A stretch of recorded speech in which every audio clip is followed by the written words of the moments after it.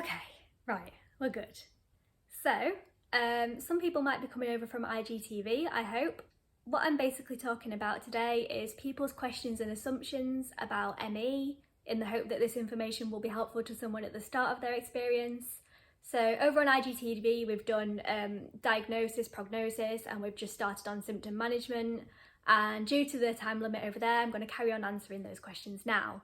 So I hope you, maybe not enjoy, I hope you find this helpful, and I'd love to hear any of your own thoughts on these questions, any of your own experiences. Somebody said, I assumed that fixing my diet and doing the exercise my doctor recommended would help. So we're going to dive straight into that one. As I said on IGTV, I am not a medical professional, I am a patient. These are my own thoughts and opinions, so please bear that in mind. But I think there is only a limited role that diet and exercise can play in ME. Exercise is actually the thing that causes a lot of people to deteriorate and to become more unwell. Exercise has been inappropriately prescribed in the past.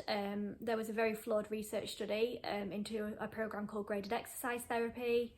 That was a whole other thing. Like, you can read more about that online because that was a whole other thing. But yeah, in a nutshell, if your doctor is encouraging you to exercise, my advice would be to seek a second opinion. If you can, see an ME specialist or someone who is more well versed in ME and how exercise can affect individuals.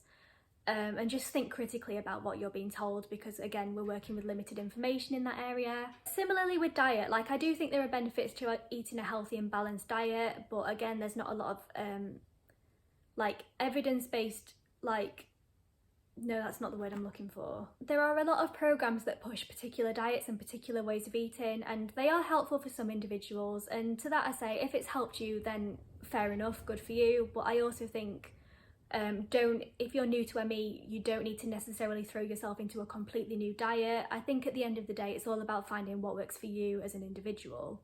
The next assumption was, I used to think it was more of a mental health condition than a physical one. It's really sad that people would think that, and you could be forgiven for thinking that, because the way that ME has been portrayed in the media and to an extent by medical professionals over the past few decades is just, it's an outrage, to be honest. And the way it's been portrayed puts fault on the individual. People think that they have some kind of control over the physical things they're experiencing. People sometimes hear that it's all in their head. Fault is blamed on the person if they're not able to magically recover, which I just think is so wrong. I'm sure it doesn't need to be said that ME is a physiological condition. It causes widespread issues in the body, and what you're feeling is valid, basically, would be my answer to that. The next assumption said, am I weak, not pushing hard enough, is this real? And to that I would say, you're not weak, you don't need to be pushing any harder, and yes, this is real. That's my answer. So I think next we'll move on to questions about kind of everyday life, managing, living your best life, all of that stuff. And the next one said, how do I find purpose or enjoyment when my body limits me from doing what I love? And that one hit close to home, to be honest. It's a really valid concern. It's something I can definitely relate to, because when you are diagnosed with a condition like ME, as we've established, you're working with very limited information, and it can be like you're sent home and it's almost like, well, what happens now? I remember that really vividly from my own experience, just being sent home with my well-intentioned but useless leaflets and just thinking, all right, well, what the heck happens next? My best advice would be to take your time with finding things that bring you purpose or enjoyment. You don't have to launch straight into things. I know it can be really tempting to like desperately grab at things to try and make yourself feel fulfilled, but you really don't need to do that. It's completely okay to take the time you need to process your situation and to start finding things that work for you. Prioritise things that make you happy, like cut yourself some slack. You're dealing with a really difficult thing, and it's totally okay to focus on things that bring you joy. You have limited energy, and I think it's okay to spend that on things that are going to make you happy. It might be that you find purpose within them. When I first saw this question, the thing that came to mind with my own experience was that I turned to the online chronic illness community, like on social media. I began following people and documenting my own experiences, and that was initially a way to kind of find help, but I found that I found so much like joy and happiness in doing that, and so much purpose, that to an extent that kind of has developed into my career. Like, that was the starting point for everything that came afterwards. I found that I really enjoyed sharing experiences and sharing thoughts and connecting with other people in that way. Ooh, I forgot to breathe then. So my point is, like, just indulge in things that make you happy. You're not going to be able to do everything that you were doing before, and I also understand that that can be a really difficult thing. So just get creative, think about how you can adapt the things you love and find ways of making them work for you, and just throw yourself into them, because it might be that you find purpose through that as well. And I realise it's easier said than done, and it's all well and good me sitting here and saying this when you might be watching this feeling awful and feeling like you couldn't possibly find joy or purpose again, but like, trust me, take your time and be open to it, because it will come. Like, just hang in there. The next question is a really good one, I think, and somebody said, will I ever get used to this? And their personal answer to that was yes and no, and I think that's something I agree with. So whilst I don't think you ever get used to the fact that you're ill and you're struggling, to be honest, and you're in pain and you don't feel well, like, if I'm being completely honest, I don't think there's a time where I'm ever not aware of that, but I do think that you do adapt to it over time, and it does get easier to bear. So whilst you don't get used to being ill necessarily, I do think that you get used to the sensation, and you find that you can live with it, and like, your life allows for more. Like, how can I explain this? Like, when you're first ill, it's like everything is very much focused on the fact that you're ill, but as you do get used and you find ways of coping, and I suppose your tolerance does increase to an extent, I do think that your life opens up and there's a little bit more give for more stuff to come in, if that makes any kind of sense. I think next we'll do social life and relationships, had a few questions there. How do I communicate so many symptoms or my daily experience to others briefly? It's a good question. I personally think the answer to this depends on who you're trying to speak to, who you're having a conversation with, who you're trying to disclose to, because I think certain types of people are going to be more open to it than others. There are some situations where you do just kind of quickly need to say, I'm ill and this is why I can't do this, and to that I usually say, I have a neurological condition and it... Oh dear. I don't say that. If I need to explain it quickly, I usually just say, I have a neurological condition and that means I can't do this or this. And that's my immediate response if I'm in a situation where I need to disclose it. Whereas if it's someone who's genuinely curious about what's going on with you and they want to learn more about it, I do make a point of saying I have ME, which is again a neurological condition, and it causes symptoms like this, this and this, and it means I find it difficult to do this and this. And I think it is good, for the right people, I think it is good to encourage questions and allow others to learn more about it, because I think that's how we get allies, to be honest.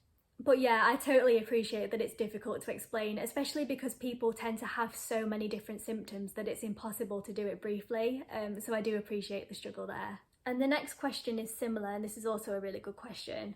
How do I explain this to others without them saying, oh, I get tired too?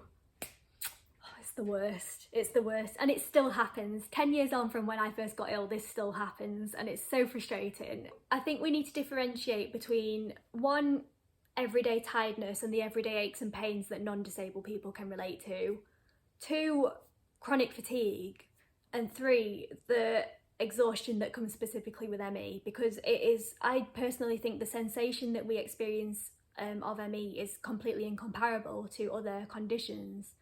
And I know that I only have limited experience, but I do just think like the sensation that comes with ME, it's just, yes, it's exhaustion and it's fatigue, but it's just this completely unique experience in itself, and that, as we know, just isn't comparable to what other people are saying. And I do get that sometimes other people say, oh, I get tired too, with the best of intentions, because they kind of want to empathise, but I do think where you feel like you can, it's important to differentiate so that they know that what they're experiencing isn't comparable to what you're experiencing. I'm yet to find a way of doing that, if I'm being honest. I'm yet to find a good way of doing that. One thing I have done in the past is kind of like try and keep it light, like it doesn't have to be confrontational. So if they say I'm tired too, I sometimes say things like, oh, I probably didn't explain that very well. When I say that I'm tired, I actually mean this really like debilitating exhaustion. Sometimes it feels like there are rocks tied to my body. It feels like I'm underwater and I can't breathe. So I say that I'm tired just as a light-hearted way of saying it, but actually it is a lot more than that, and it's probably something that you can't understand, to which they usually just look really awkward and wish they'd never opened their mouths, but such is the ableist world that we live in. The next question that someone asked is, will people believe that my symptoms aren't simply being lazy? And I would like to say I hope so. I do think that the world we're living in is becoming more inclusive, thank goodness. chronic illnesses and invisible illnesses. Just because you can't see what someone is experiencing, it doesn't invalidate their experiences or mean that their symptoms aren't there. And I do think we are making some progress in taking personal responsibility away from the person with the illness, because at the end of the day we have no control over what we're experiencing. It's not because we're lazy, and we need to keep pushing that point so that other people understand. And I do think we are making progress in that area, to be honest. Actually, if you do encounter somebody saying that you're lazy, something that might be helpful to say is that you might not be able to see it, but it actually takes me twice as much energy to achieve half as much as you do. I think that's quite a good way of quantifying it sometimes, in a way that other people might be a little bit more likely to understand. And then the question I wanted to end on, I thought this was quite a nice way to end on, because it made me really happy that somebody asked this. And somebody who had a family member with ME basically said, how can families support a loved one with ME? I think having a supportive family is really crucial, and having family members who are willing to go out of their way and do what they can to support you, I think is really important, and it's something to be very grateful for if you do have that. Sometimes the issue with families can be that they're so they want so badly to help and to support you that sometimes it can veer in the wrong direction. So sometimes family members, especially if they're not close family, they might think that they know someone with ME and that it follows that your experience will be completely the same to their experience. They might read something online that's helped one person and think that it might help you. They basically might try and compare your situation with other people's situations, and that can be difficult. It can lead to unsolicited advice, which isn't very helpful, and we all know that can be really frustrating. So if you have a family member with ME, I think my best advice would be to not lose sight of the fact that your family member is an individual, their illness experience is unique, and whilst it is helpful to hear about other people's experiences and learn from others, and that can be really valuable, at the end of the day, everyone's experience is individual, and basically just listening to them and taking their lead from them. Like, they will know better than anybody else what you can do to support them and what might help them and what might help them feel happier. So just be receptive to that and listen to them, I think my best advice would be. So I really hope that's like helpful or informative in some way. As I mentioned earlier, I did start this over on IGTV, so if you're more interested in the kind of diagnosis, prognosis side of things, you can go and watch the IGTV. I'm on Instagram at lifeofpippa. I'd definitely love to hear any of your own thoughts. That was very Yorkshire. Any of your own thoughts on any of this stuff. I think at the end of the day, the important thing to emphasise is that we're all dealing with very limited information about ME, sadly, and until there's more investment in biomedical research and support, we're just going to have to do the best with what we have.